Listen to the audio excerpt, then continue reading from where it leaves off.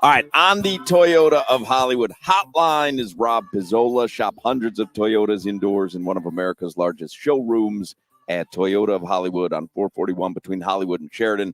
Rob Pizzola is a professional sports gambler. He comes to us courtesy of the Hammer Betting Network. The Hammer produces daily sports betting content for every major North American sport. They are locked in on the big game Sunday.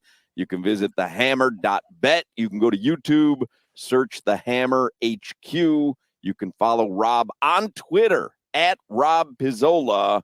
Hello, Rob. Hello, Mark. And Crowder is in the motherland of gambling as we speak.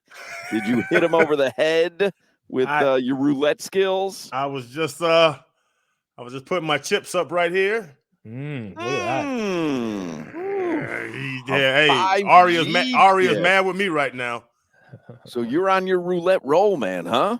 Oh, I'm going now. Yeah, I done killed him. Look at that. Well, so I got a lot of stuff to go over with Pizzola and Super Bowl props, and we've got the Panthers. I'm at the Amerant Bank Arena. Crowder's in Vegas. Solana's in Miami. Rob is in Toronto. I defy anyone to put together international team coverage of major events in this fashion. I mean, this is pretty damn impressive. And it's Solana, really, that's running everything, which is even more impressive. All right, give us some Super Bowl bets. I don't care if it's sides, totals. Do you want to share with Rob your bet, Crowder, that you forced us all to bet yesterday, and then you keep adding to it? Like, you want to share with him yours? Yes, Rob. Fred Warner over 8.5 tackles. I think it's laughable because Roquan Smith had 16 tackles last week, and Fred Warner's better than him. They're going to throw screens. They're going to have all the quick game, and Fred is going to rack up tackles. Don't hate that at all. I like the over there as well, and exactly for the reason that you mentioned. One thing about Kansas City is they don't take a lot of shots downfield, especially down the sideline. They work the middle of the field a lot. They run the ball a lot. They work the screen game a lot.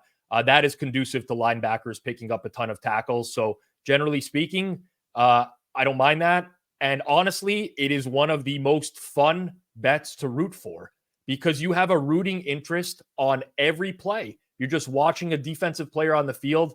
I've bet a lot of tackles props this year, especially with middle linebackers. And this is one that's done well, really, really well for the course of the season, betting a linebacker against the Kansas City Chiefs offense. Well, we all put it in yesterday, and a bunch of people listening sent me screenshots of them putting it in as well. The only thing I said, though, was I think it actually ruins the watching of the game because now I'm just watching Fred Warner. Like, I'm not really even anytime I bet a rebound over or under. You know what I mean? Like, I'm just watching a guy and seeing if he's crashing the boards. I think the kind of same thing happens now that I've got this money on Fred Warner. I'm just going to be watching him. I mean, to each their own. I like to be invested in every play. I mean, I'm going to have so many bets for the Super Bowl. I don't even know what to cheer for on every. This is not an exaggeration. Do you keep a spreadsheet or something? Do you keep a spreadsheet, or you look at the end of the game? So I just do the summary the following day on Monday. I generally know by the end of the game how I fared. Typically speaking, if the game stays under, that's likely going to be better for me than a game that, like, if we have a shootout that ends 38-35, probably not going to be a good game for me as a bettor. A lot of what I do is wait till the last minute on Super Bowl Sunday, and I bet a lot of player prop unders. Typically, the way that the betting works, you have 2 weeks to bet this stuff.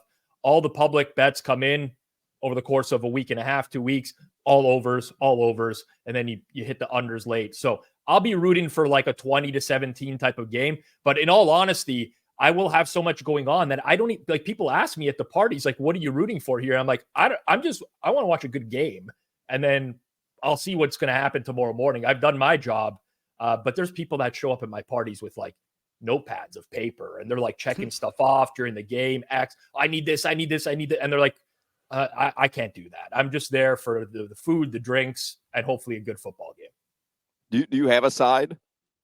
I do, but I'm not confident in this. So just so everyone listening knows, right?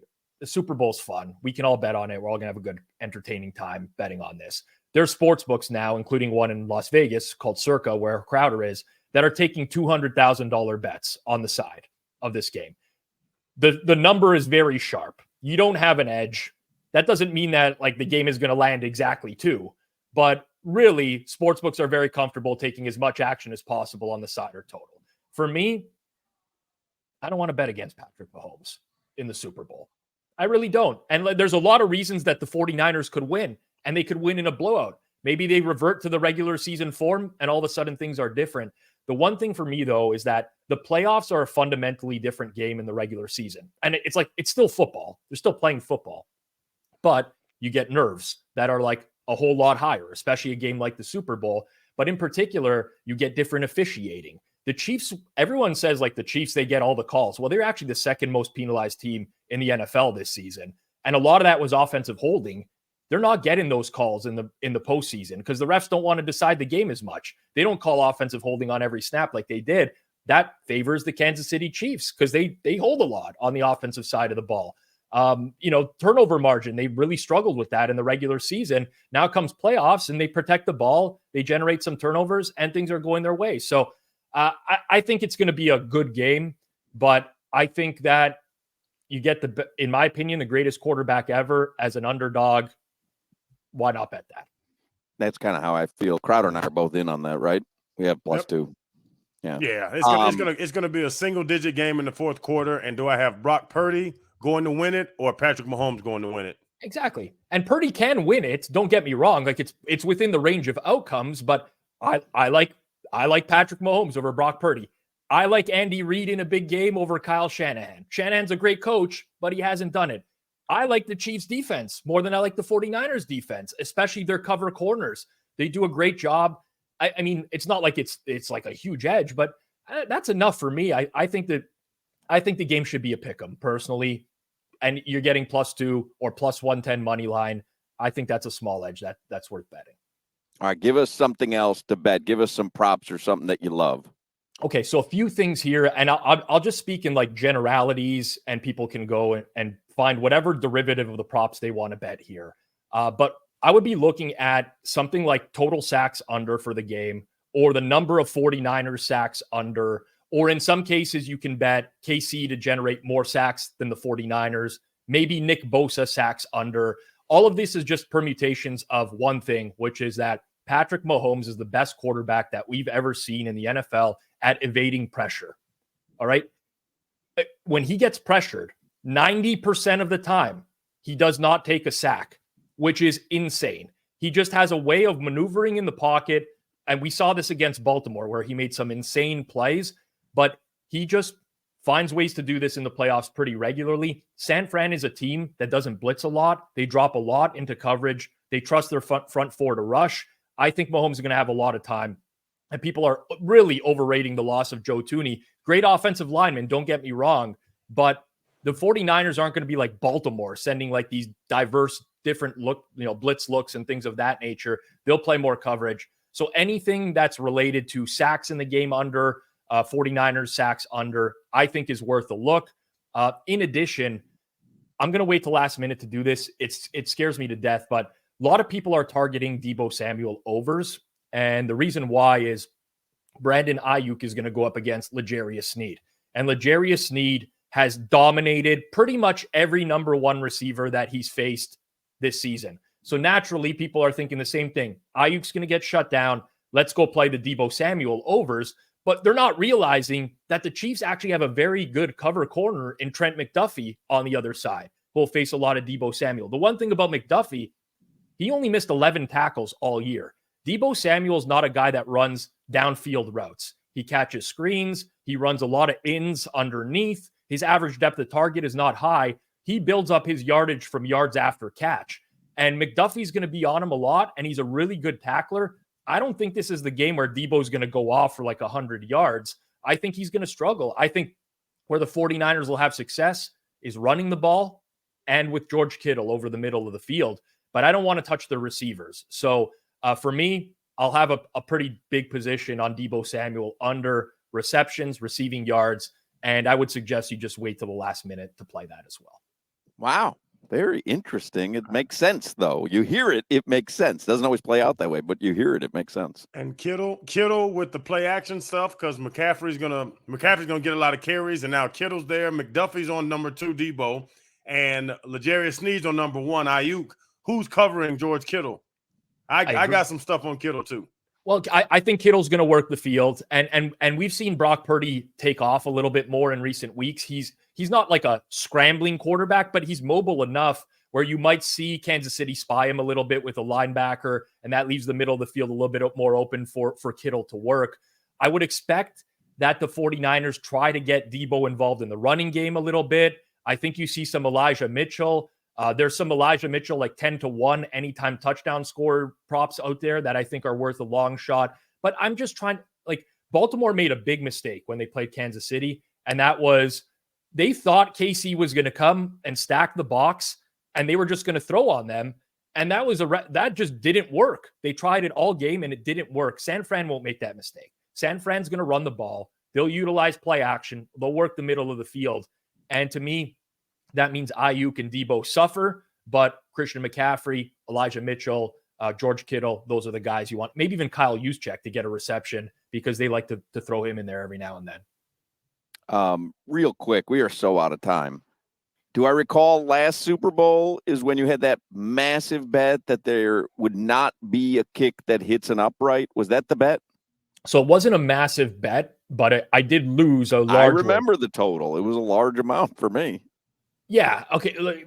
I won't name the amount of money I'm going to have on this game this year. It'd be relatively similar to previous Super Bowls. It's substantial. So for me, that wasn't like the be all and end all. I bet that again this year. So just so you, and I will, no field goal. Field goal is the key word. Not extra points don't matter. No field goal to hit an upright in the game. And I bet it all the way up to minus 600. So 1-6 price. And you lost it within like the first 5 minutes last year, right?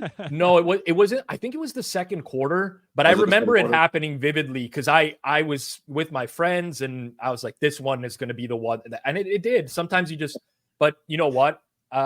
Process over results sometimes. I'm not saying go play every minus 1,000 on the board, people, right? But like sometimes you just do the math on it and you're like, there's a reason they're minus 1,000. Yeah, you're like, okay, the book's saying this is an 85% chance. I mean, it's a 95% chance. It's higher than that. I'll make that bet. So that's how I bet, but to each their own. And please, God, let's not see an upright get hit by a field goal. 0 field goal attempts, and I don't even want to see a field goal attempt. I don't want to sweat. Finally, real quick, people are texting in Super Bowl squares. Do you do any? I do.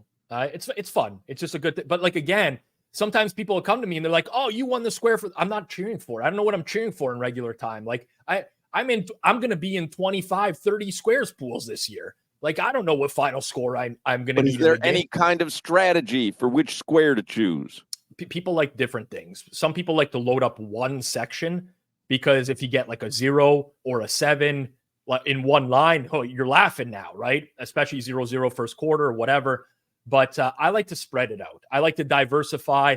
That way, like, you always feel like you have some sort of, you don't get the 5 square, or the 2. No one wants the 2 square. What's your most expensive square? Oh, you guys do auctions for the square or anything? Or are you saying which? No, what is your, like, which square where you're like, yeah, this one's $1,000 a square. This is $10,000 a square. What's your most expensive square? So like this is just based on 003377. Those are going to any derivative. What squares are you entering? That's the most expensive square. So I'm in a high roller square pool, which is $500 a square, and I've entered for five squares in that pool. All right. Is there room to get in on that one? I honestly probably there will be an email that goes out Sunday morning if there's still leftover spots. If you're interested, I can get you. We can. No, but Crowder wants to. Well, Crowder, I mean, I've seen the chip that he's holding up from the Aria. He can get 10 right now if he wants to. This is Canadian dollars. He can get 15. I mean, Canadian dollars. Put me in for 6 or 7. No, I want to be in that. If I can be in that, I want to be in like some high roller square pools. Yeah, I just already know as soon as I partner with you, the numbers I draw are going to be like the biggest duster numbers. It's just 1 in 9. 2-2. We're gonna get the 2-2 square. That's like What's the term? Duster? yeah. I don't know where I came up with that, but I'm going to use that. I like that. That seems like a good. I don't know if insult. it's derogatory. I don't even know what it is. I I love just it. heard it and I like it. I like the ring I to think it. it's great. Yeah. All right, Rob Pizzola. I love this. I could do this for hours. I can't wait for Duster. Sunday. Rob Pizzola. He's a professional sports gambler, and it's the Hammer Betting Network. If you want to check it out, you can go to YouTube and search the Hammer HQ. You can go to thehammer.bet or follow Rob on Twitter at Rob Pizzola. Thank you, Rob. Good luck on Sunday. I'm always have a vested interest in how your results are. Well, I'll let you know next week. Good luck, everyone out there. Hopefully, it's an enjoyable Super Bowl, and everyone play within your limits, play responsibly. Can't preach that enough. All right, there you go. Rob Pizzola. We take a break. We'll come back with more Hochman and Crowder.